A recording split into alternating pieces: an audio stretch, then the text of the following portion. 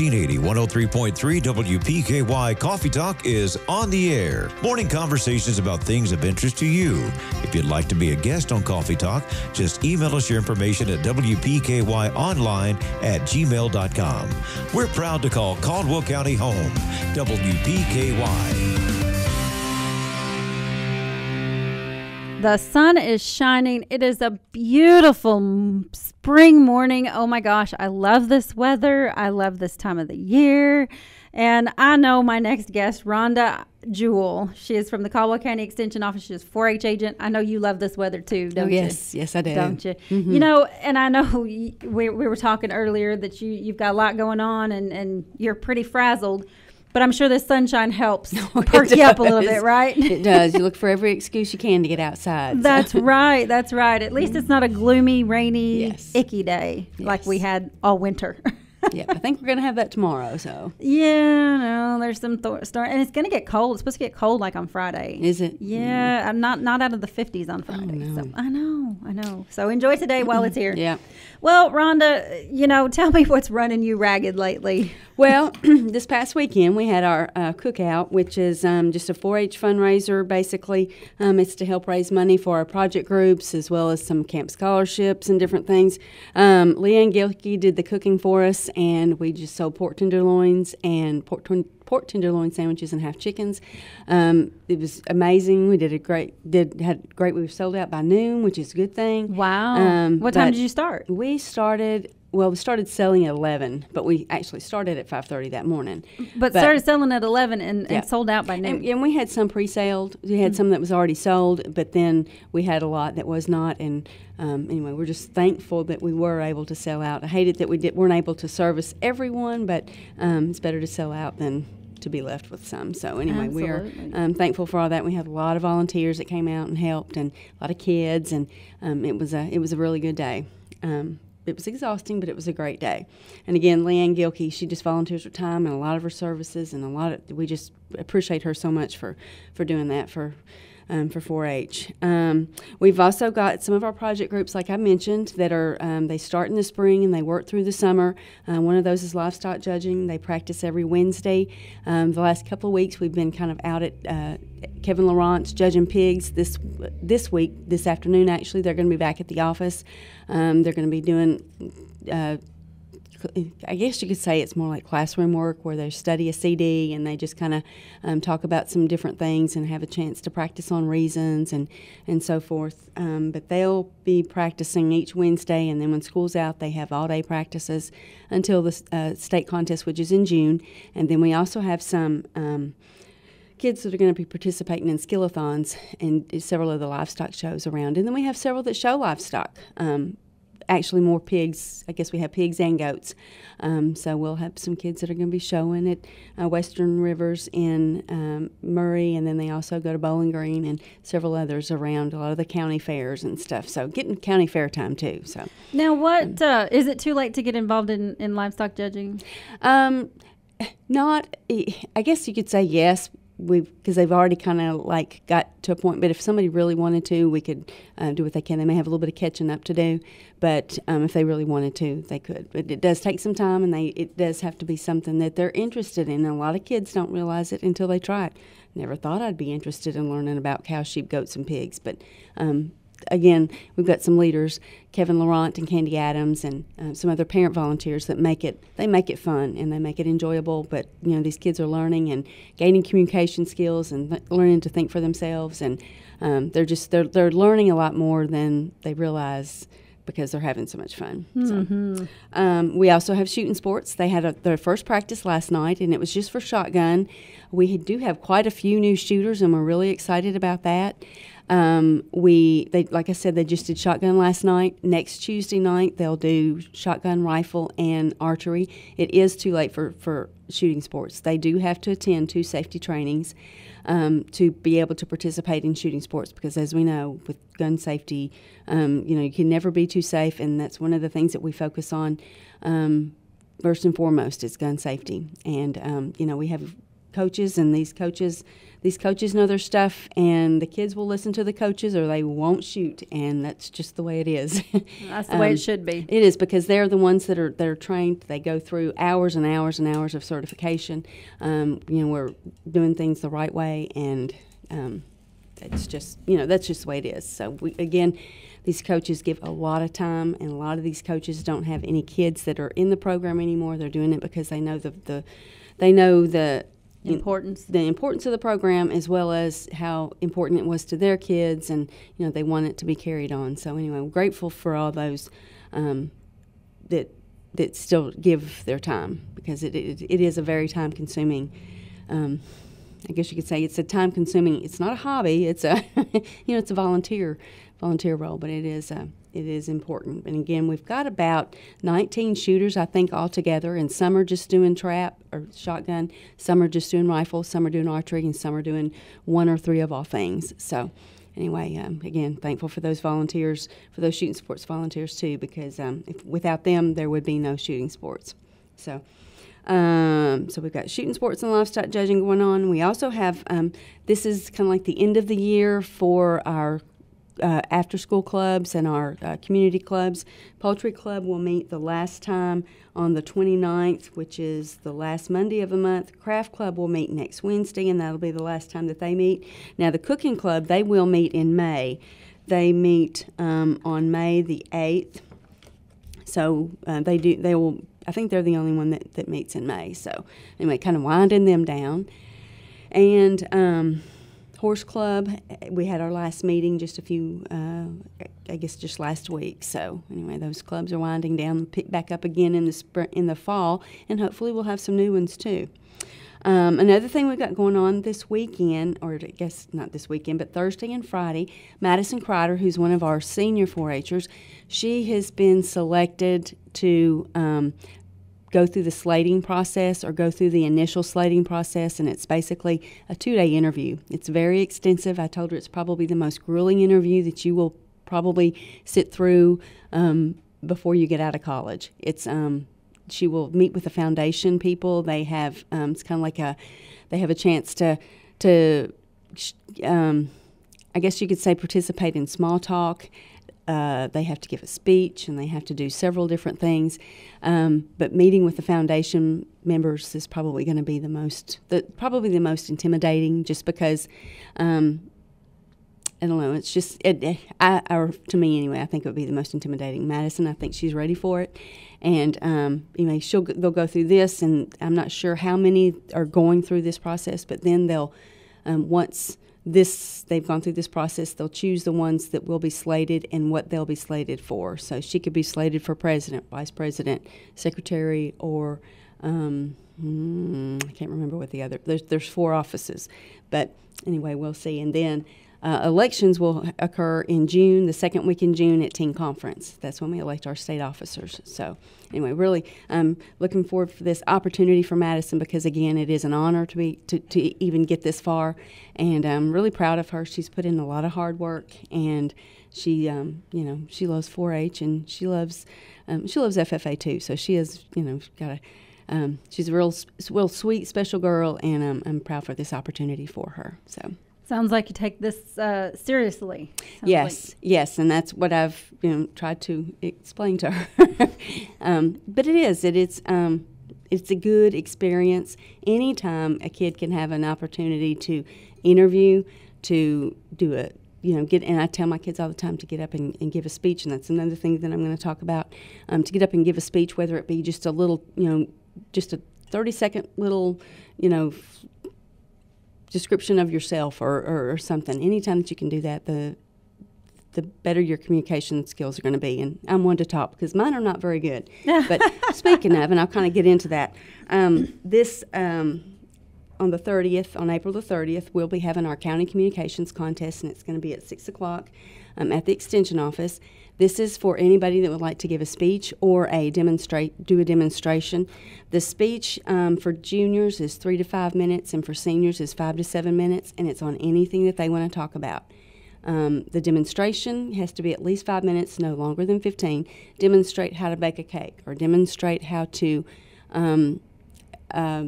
how to do a floral arrangement, or, there's several different categories. And I am going to do an orientation. I tried to do an orientation just because I know that there's people that might be interested, but they really don't know what to do if they've never participated before. This Saturday morning at 9 o'clock, which I know it's not a good time, but it was the only time that I could get the room, and it was the only time that we could just kind of work it into the schedule. So that gives them a little bit of time to work on their speech or the demonstration. So this Saturday morning, anyone that is age 5 years, if they, because I will do Clover Buds 5 through their senior year, for the county contest. If they win the county contest in their age group, then they will go on to the area contest, which is going to be held on May the 10th at Muhlenberg County. If they win the area contest, they go to the state contest, which is in July, and it's in Lexington on campus at UK. But and I try to tell my kids, I didn't take those opportunities when I was younger. I didn't. I was always shy, and I kind of sat back. I never wanted to be called on. I just didn't want to, and I still don't like to be up in front and, the one speaking. And a lot of that's just because I don't have the confidence. I didn't build that confidence as a child or even as a high schooler. As I got older, I realized, I've really missed out here, and I should have taken those opportunities. So I'm getting better, but I still have a long way to go. I have some co-workers. It's Rhonda Paris, who is a natural-born speaker, and she could talk about anything to anybody at any time. I'm not necessarily that way, but anyway, I wish I was more like Wanda, but anyway, maybe with all due time, maybe by the time I get ready to retire, I will be too. Wanda just recently retired too, but she's been like that. Well, I will say, you do a great job when you come here. Well, sometimes, a lot of times I trip over my words, but well, we all do that. Well, we all do that. Whether we have confidence or not, we tend to trip over our words. And a lot of being prepared is one thing too. The better prepared you are, the more practice you have, obviously the better you're going to do, but also just building that confidence. The more they do it, like for instance, anytime my kids want to run for an office for, like, say, craft club or poultry club, they have to give a 30-second speech on why they want to be the president or the secretary or the treasurer, or why they want to do that. And I do that because it makes them just get up in front of the group. I've had kids that the kids in the group were like, I cannot believe they got up and gave a speech. They did, and they did a wonderful job. And sometimes I'm really blown away at the kids at the skill that they have at this level. So anyway, I would love to have some participation in the county communications contest, and a lot of times it's the parents making them. But I had one kid a couple of years ago. He's actually in college now, and he is in he has a class, and I can't remember exactly what it is, or he had a class his freshman year, where they had to give up and give impromptu speeches. And he had made the comment that a lot of people were having trouble in the class because they hadn't had any experience doing that. And he said, I don't have any trouble with it. I just get up and, I've been doing this stuff for a long time. And I think he really is appreciative that his mother made him do these things, because she made him do a lot of things, but he is definitely benefiting the rewards now. So, and I didn't have the opportunities either. I think opportunity has a lot to do with it. Absolutely, it does. But I also think some of us are just made for it, and some of us are not. Yes. I don't have a problem in the world with public speaking. Never have. I mean, I never did a public speaking class in high school, but when I got to college, it was not a big deal for me. I'm like, okay, whatever, I'll get up there and talk. But now my daughter, on the other hand, takes after her father. And her father was not a public speaker, shaky knees, break out, failed the class a few times because he just couldn't do it. And she's not to the point that she fails classes, but she gets up there and she is like beyond nervous. Yeah. Now, part of that, I did not give her the experience, but because I homeschooled, but I did make her do some public stuff, to get her prepared. But you can tell. I mean, you just know that regardless of how much experience they have, some people just aren't made for that, and that is okay. Yes. Now, that having been said, we had the winner of the Rotary Club speech contest, and I cannot remember her name. I wish that it would come to me, but she came in here and talked to us and read her speech, and it was great. And I asked her what got her interested in public speaking, and she said, when I was a little girl, my grandmother told me that if I was going to be anybody in this world, I would have to learn to talk. Yep. I would have to learn. And that's the truth. public That is so true. It can open, and it's not necessarily that, but it just opens a lot of doors. I know Paige Hart was one of my former 4-H'ers, and she's actually in medical school now, just finished her second year of medical school. And she started doing several different things in 4-H, but she really, really got into the speech stuff, and she really, you know, that was kind of what she is. I would say she's probably close to a natural born. But, I mean, it opened so many doors for her. She was a state officer. She was actually a foundation member. She just has done so many different things and been able to go so many different places to Washington, and you know, with 4-H, but then a lot of other things too. But she really took advantage of those opportunities, and you know, I look at her and I think, gosh, I want my granddaughter to have those opportunities. So, and whether you're a natural or not a natural, you know, if you're a you or a me or my daughter, you know, as long as you are willing to, like, I mean, you don't let that stop you. Right. You don't say, you know, I just can't because I'm just so nervous, you know. Yeah. And I see that you don't, and I'm seeing my daughter's taking the path where she understands that she's going to have to, she's going to have to use her communication skills. She's going to have to learn how to just get over it and move on and, you know, push through. So I think that's maybe the most important thing right there is to teach those that are apprehensive, you know, I understand that, but let's do this anyway. Exactly. And that's one of the things that 4-H does a good job with, is incorporating communication skills into a lot of the things like livestock judging. When they're intermediates, which is middle school and high school, they have to do reasons, which is they're placing these 4 animals, and they have to give justification why they placed animal, you know, the number 1 over 2 or so they're having to do that, and a lot of times it weeds some of them out, but then a lot of the times it's like, gosh, you know, I had one young man in particular who's actually he's on our 4-H council now, and he volunteers as much as he can, but he started out, he did not like to give reasons, and he worked at it and worked at it and worked at it. By the time he was a senior, he was in the top 10. I can't remember exactly what he was, but Hunter Adams he just kind of like, he kind of let that be his obstacle. I am not going to let this stop me. I'm not going to let this stop me. So, but, and then with, like I said, with any of our clubs, you know, make them get up and give a speech about, you know, why they would be the best person for the job, and just a lot of different things that we do. Country Ham, they have to give a speech. That's part of it. So we try to incorporate communication skills as much as we can. And it's not all about giving speeches. It's just, you know, getting up and having confidence to do something, whether it be, you know, finishing a project and seeing it through, or, you know, doing something that's way out of your comfort zone. Absolutely.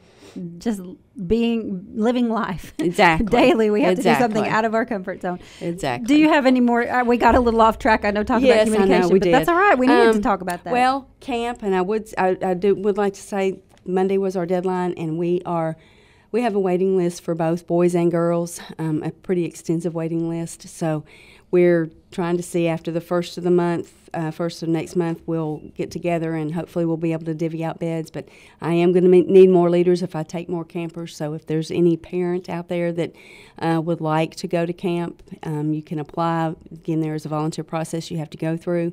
But I could use some more male teens, and I could use some more dads too. So anyway, if anybody is interested, we camp June the 4th through the 7th, and we're going to have a great camp this year. It's going to be a little different. We are implementing a new program, or piloting a new program, so it's going to the format's going to be a little bit different, but I think it's going to work really well, and I'm excited about that.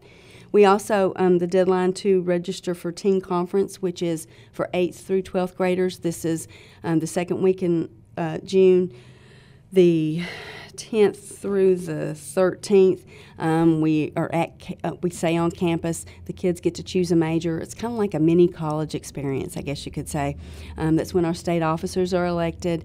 And if Madison does get slated for an office, we need to be there in support of her. So I hope that we do have several that just go to teen conference. I know I have several already that are planning on it. But it's just a really good learning opportunity for kids, and kind of, again, a chance to explore what college life is like and choose a major. They have a major and a minor, and we do service projects. We have dances.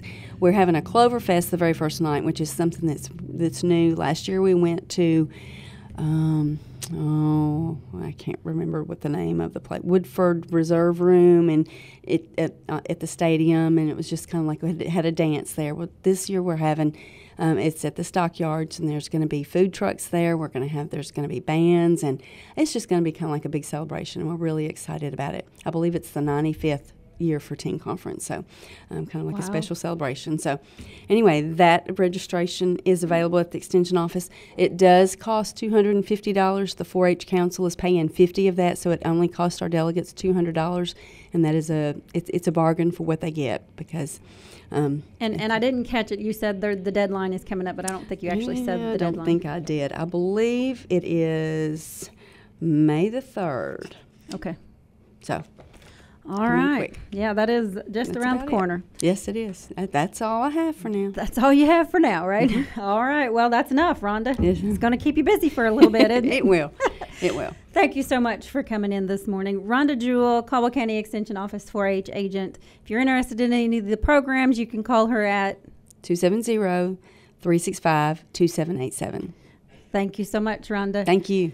All right, we've got lots of stuff coming up on Coffee Talk. I know it's Wednesday, and we usually have Weather Guy Wednesday, but Dave's not able to be in with us today. We've got some really great stuff coming up, though, so stay tuned. We're going to talk about how you can help out in feeding the children of Caldwell County. We'll be right back.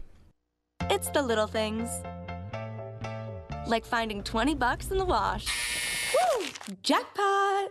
Or knowing where to shop online for all the newest styles and best deals around. Stage.com, of course. Visit Stage.com today for incredible sales, our newest markdowns on clearance, more extended sizes, and even more choices. Plus, check out today's deals online for daily coupons and offers. Fresh styles, big savings, and fun perks every day. Stage.com. Little things mean everything. Offer exclusions apply.